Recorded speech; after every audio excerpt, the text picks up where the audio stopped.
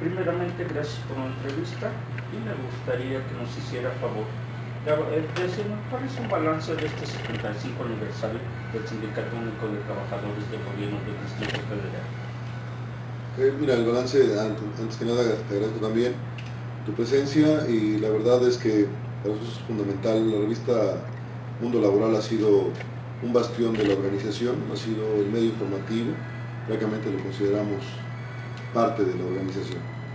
Y decirte que el balance del 75 aniversario es positivo hacia la organización misma, hacia los trabajadores. Hemos avanzado muy poco, pero al fin y al cabo hemos recuperado la credibilidad de los trabajadores hacia la representación sindical. Y esto nos permite, de alguna manera, empezar trabajando con acciones que nos lleven a dar más resultados en favor de los trabajadores y sus familias. Háblenos un poco de los dos problemas que enfrentan los trabajadores. Primero, un poco acerca de la reforma laboral y después de la reforma política, que es la creación del Estado 32. Bueno, en ese sentido, en el caso de la reforma laboral, una reforma que para los trabajadores es una reforma lesiva, que va a poner inestable el aspecto laboral de los mismos y va a tener como consecuencia la esclavitud de los trabajadores futuros. Y en ese sentido, pues realmente no es nada lo bueno. ¿Por qué comento todo esto? Estas reformas no son exclusivas de México, son reformas mundiales, globalizadas, que los gobiernos responden al Fondo Monetario Internacional, al Banco Mundial, al Banco Interamericano de Desarrollo, y que está deshumanizando el aspecto laboral por un aspecto económico, es decir, la oferta a la demanda en el mercado.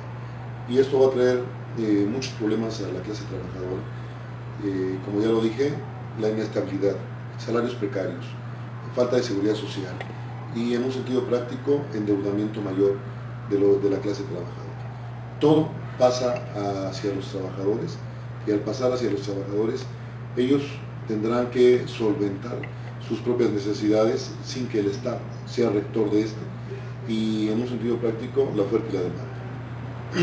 Y con relación a la reforma del Estado 32, que sería un híbrido, porque realmente la propuesta no es tanto como Estado, se maneja probablemente el ayuntamiento o la alcaldía, o en su caso los municipios. Esto traerá como consecuencia que los trabajadores por delegación tendrán un sindicato, o tendrán una sección, o tendrán que adecuarse a las nuevas políticas que se determinen a través de los procedimientos administrativos. ¿Qué estamos haciendo nosotros? Preparándonos para este proceso y nos estamos adecuando a las nuevas políticas gubernamentales. Tendremos que estar a la altura y sabremos que como sindicato tenemos el conocimiento para adecuarnos al mismo proceso político. Pareciera que actualmente hay una lucha entre gobernantes, entre empresarios, entre partidos políticos, y en esta lucha los más afectados son los trabajadores. En este sentido, ¿usted cómo vislumbra la lucha sindical? Bueno, mira, yo creo que la realidad de la lucha no es de los trabajadores contra los gobernantes o contra los empresarios. El problema es que los empresarios y los gobernantes han hecho una lucha innecesaria, donde hay paz social, están generando una inestabilidad en ese proceso. ¿Qué pasa? Los trabajadores tendremos que empezar a actuar como una unidad de izquierda en contra de este tipo de reformas. ¿Por qué? El gobierno tiene como consecuencia responder a necesidades que el Fondo Monetario Internacional le aplica o le indica, y los trabajadores no tienen la oportunidad de defensa.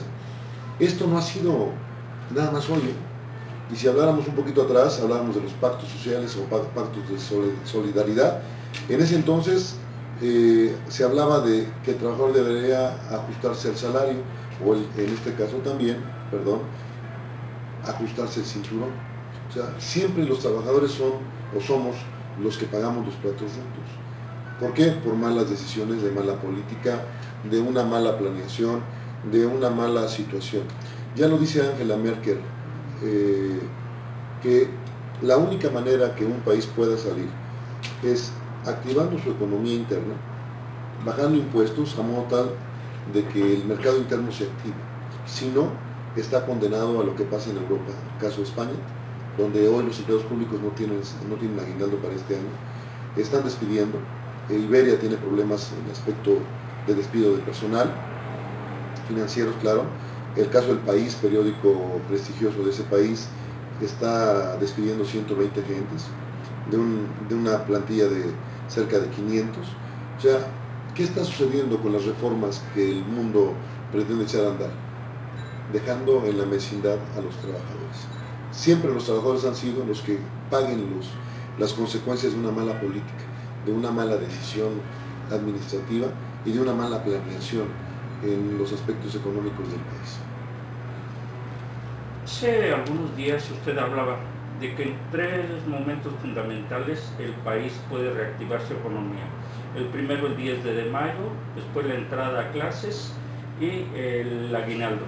¿Cómo recomendar a los trabajadores que ayuden a recuperar la economía o reactivarla? A ver, los trabajadores realmente no la van a poder hacer por una simple y sencilla razón.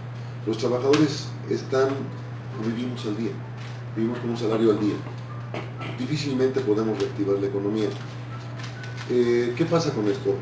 Yo creo que es al revés, que los patrones deben reactivar la economía. En ese sentido, por cierto, acaba de pasar el Buen Fin. Yo preguntaría si el año pasado el Buen Fin dio 1,000 millones de pesos mexicanos para su elaboración. Pregunto, ¿dónde está la inversión de ese dinero en México? La mayor parte salió al extranjero. No hay activación de planta laboral. En el sexenio, Calderón creó, comillas, 2,5 millones de empleos en un sexenio, cuando en un año se requieren 1,5 millones de empleos. Entonces no puede ser que sea un aplauso lo que hace Calderón. Al revés, eso es lo que no debe hacerse. Si hay 3 actividades, es porque los trabajadores ahorran para esas 3 actividades, ¿sí? Poquito a poquito van ahorrando, y el 10 de mayo todo el mundo compramos. El ingreso a clases, porque ya es obligatorio prácticamente para los padres, y el día que recibimos el aguinaldo. Esas 3 etapas de la vida interna, los trabajadores van ahorrando para ese tipo de momentos.